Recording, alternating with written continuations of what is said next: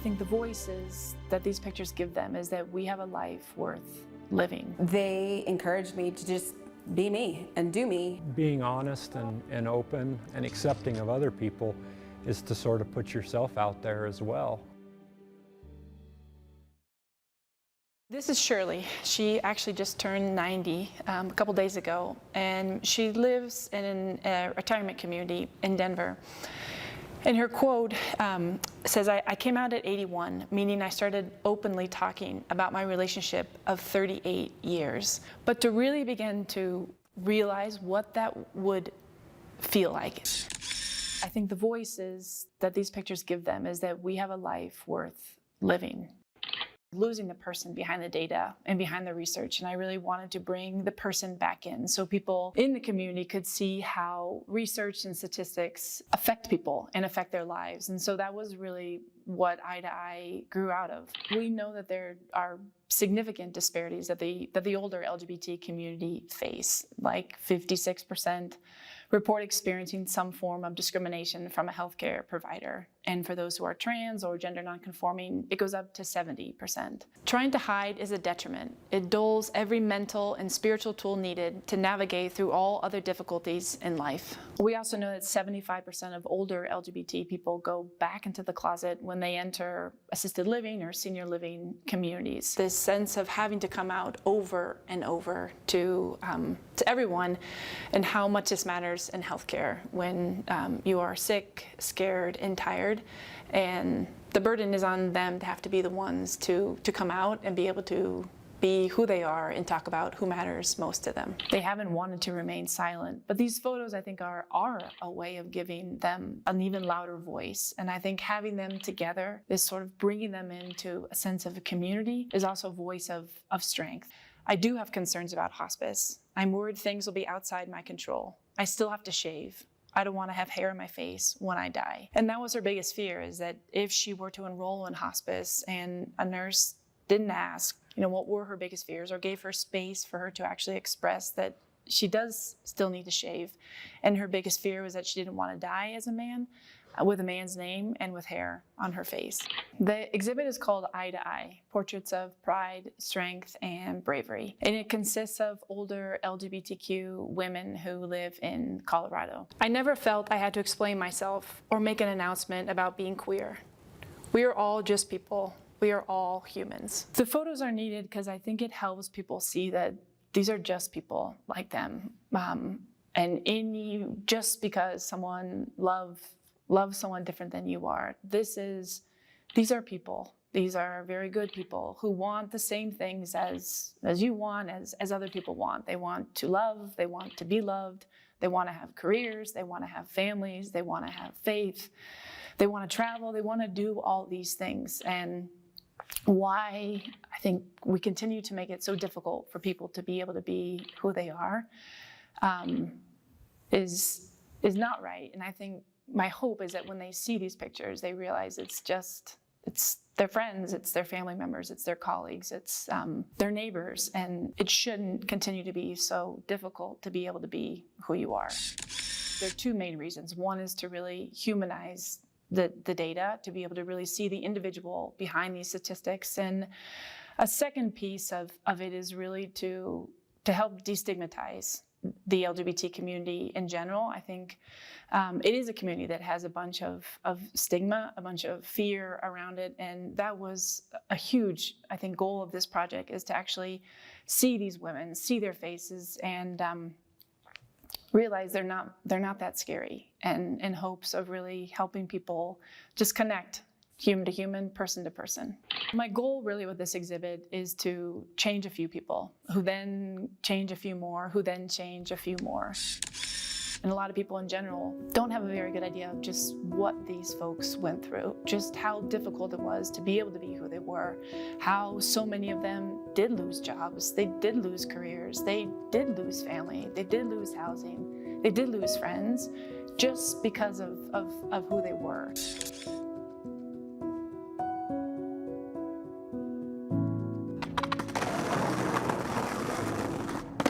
Life as a foster parent over the last 8 years has been kind of crazy. There's been a lot of ups and downs, really goods, and kind of some really rough times. But overall, it's been a journey that we would definitely do again.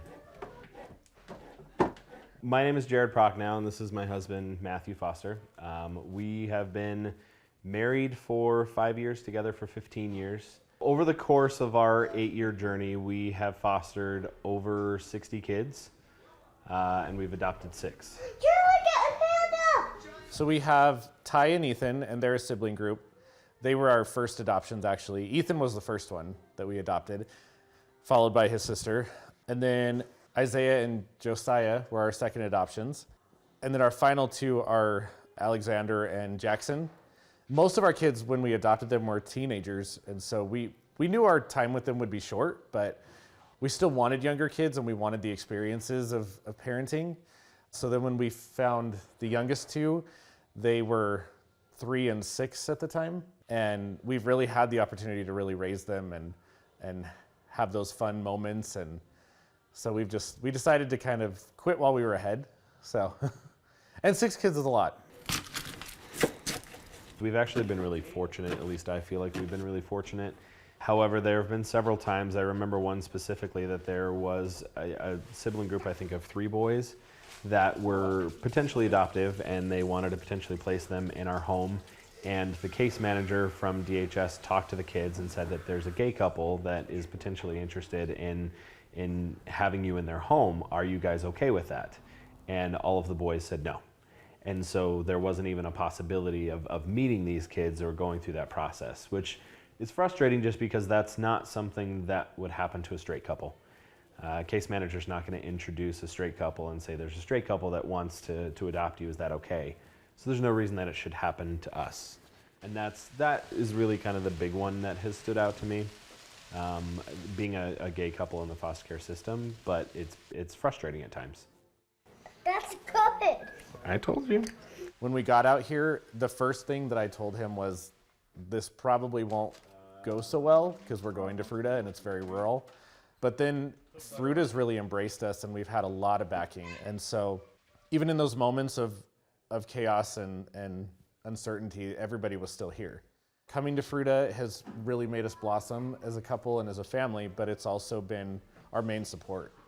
So it really pushed us through a lot of things in the end. It's exciting to see where we're at with a lot of the kids. We have the opportunity, like you mentioned, to raise the younger 2 almost from the time that they were young enough to really be able to remember. But then at the same time, we've had a huge impact with the teenagers. And it's a little scary to kind of push them out of the nest, and we've really only had a short amount of time with them. But the young men that they've become are incredible. Our daughter, who's 22, is an amazing person. She made us grandpas 2 years ago. And so we get to play around with our granddaughter, who's another incredible kid that we get to spend time with. And it's really been a fantastic journey.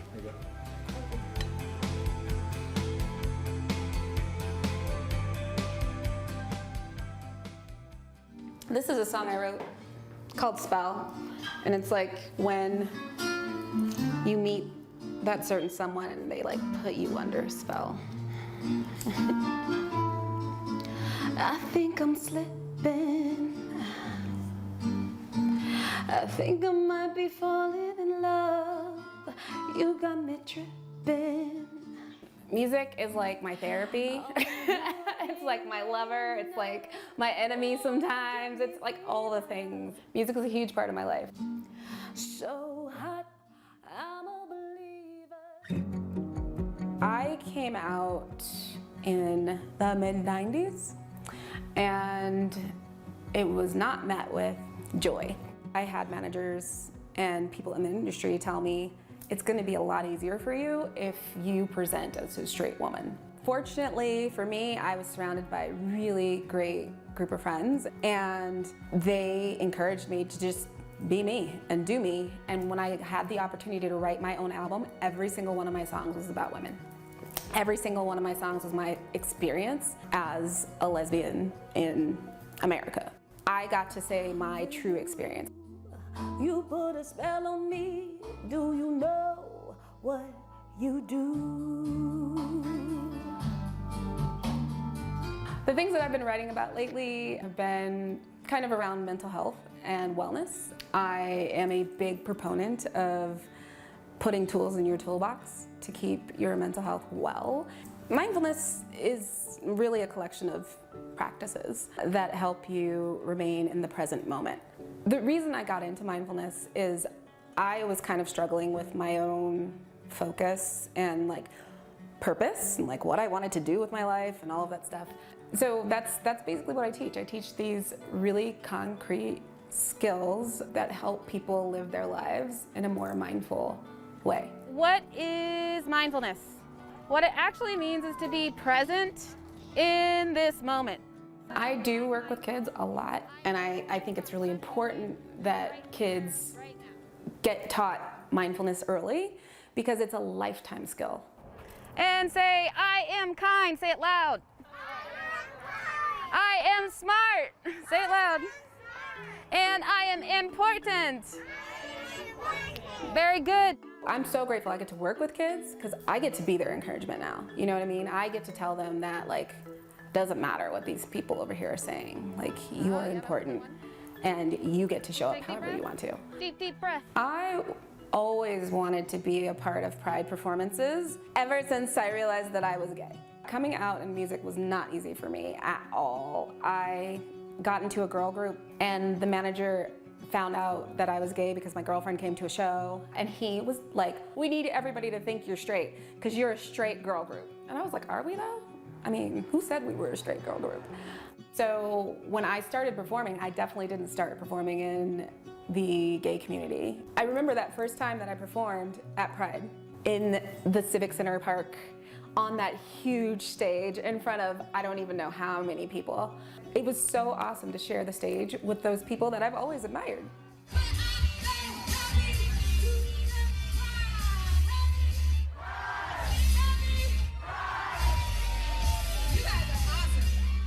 So what goes on in my head, like before I hit the stage, I think being a mindfulness instructor, I'm very much so present in my body. So like I feel my heart racing. I can feel myself start to sweat. Sometimes my hands start to shake and I'm like, oh my God, is my voice gonna shake? Because I'm so nervous. The thing that makes me push myself past like the anxiety and the stage fright is knowing what's on the other side. There's so much excitement and you get on the stage, you do your thing, you get off, and like everyone's like, oh my God, were you just on stage? And it's just so awesome. It's like, I don't know, you just get to touch people on a different level. Just pure joy. There is no bliss I'd rather be than in your heart.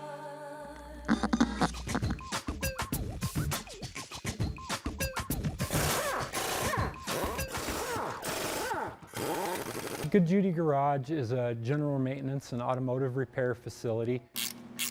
I grew up in a family of mechanics. Just grew up with it my entire life. It's one of my loves. I enjoy it. I had started working in shops while I was still in high school. Reached a point in life where we decided we wanted to start our own business, and Good Judy's kind of what we came up with. What sets us apart as we openly advertise as being LGBTQ friendly. To me, it was important to open a shop like this because it's sort of two sides of who I am. I identify as trans, they, them, also she. 4 track championships, 2 Rookie of the Years, a bunch of main event wins. We did a lot of racing just north of Alamosa. There's a little town there called Mosca that had a 3/8 mile dirt oval. Being honest and open and accepting of other people is to sort of put yourself out there as well. Because I always felt like if I expressed myself in terms of my gender identity, things like that, that I wouldn't be welcome in the automotive community. Feeling like I couldn't express myself and my gender identity in those kind of traditional operations and places without being discriminated against or judged or you know, harassed or belittled. Or the name Good Judy Garage comes from the phrase Good Judy, and within the community, in a time when it wasn't okay to be openly gay or trans or anything like that, It was sort of code speak to refer to somebody that was part of the community as a friend of Dorothy. The reference comes from Judy Garland, who was a supporter of LGBTQ rights. So somebody that was a supporter of the community, a friend of the community, was referred to as a good Judy. The idea is to create a shop that's a safe, comfortable place where people don't worry about getting harassed or belittled or just, no matter what their orientation is, what their gender is, to just make it a really nice, comfortable, enjoyable place for our patrons. One of our primary goals has really been to just make sure that we're being honest with people, we're being straightforward with people. The reaction's been overwhelming. I've had people start crying when they talk to me about it. And so to be able to put something together that means that to people is really been a great experience for us. We might not always have the exact answer, but we'll do our best.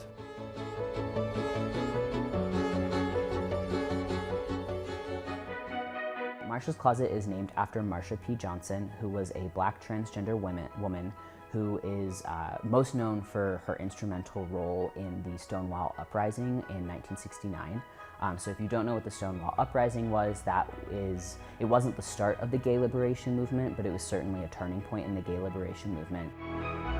My name is Ari Rosenblum. I use they, them pronouns. We are at the Transgender Center of the Rockies, and I am our Next Queer Youth Program team leader. So I work with our youth population starting at age 12.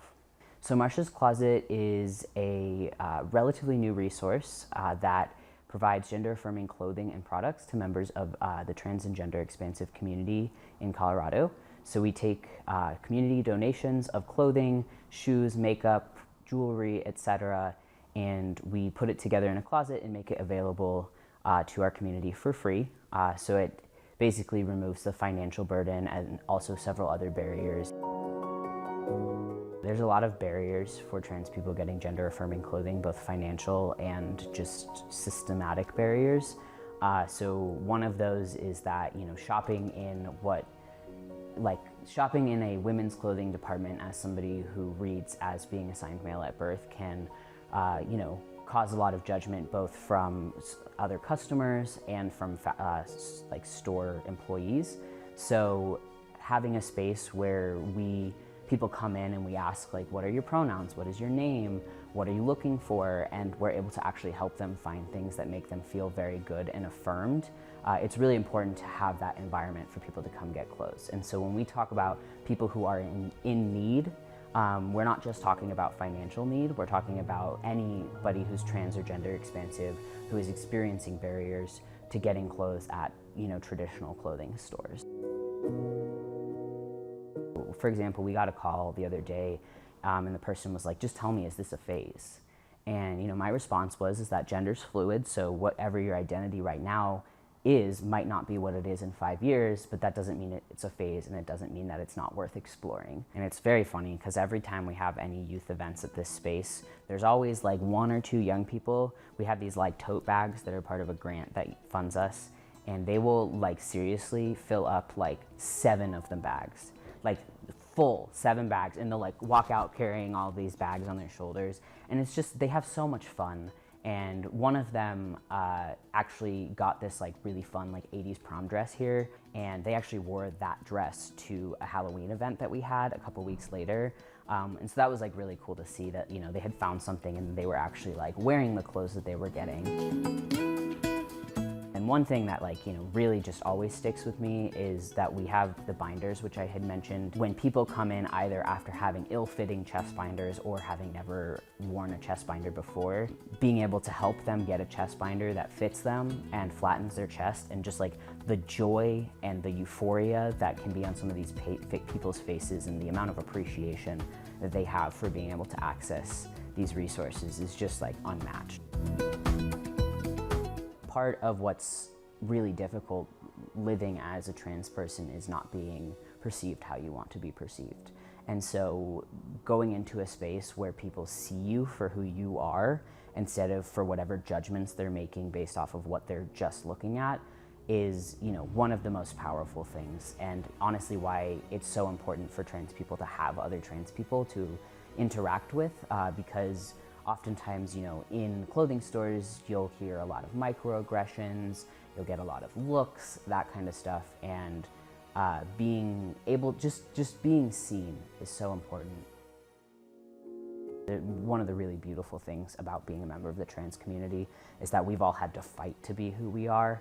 And so our, you know, commitment to being ourselves is so unwavering, and it's just truly like something that I obviously don't exist in every community, but it's truly something that like I think is unique to trans people in a way that a lot of people really just can't understand.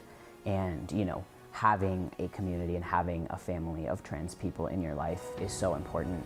And it's so important just to know, like, you're not alone, even if you feel like you are.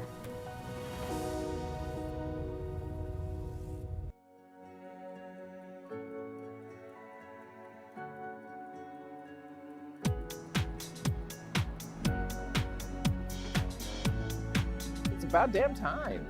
I think, you know, it's an overall celebration of just like Black culture and loving Blackness. Pride is about community, it's about representation, it's about finding your people.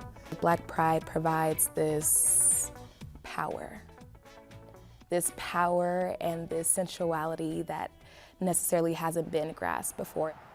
It's really hard to be considered equal when you are of color and on the LGBT spectrum. I just think that like people just think there's something weird or, you know, it's a different world, but we're the same, you know, we're a little different, but we, you know, we're all capable of the same things. Our first Pride was about resistance. So Stonewall, in 1969, it was one of many raids on a bar, and it was Black and brown trans women that finally said, we're not doing this anymore, and that we are no longer taking crap from the police. It was very much about resistance.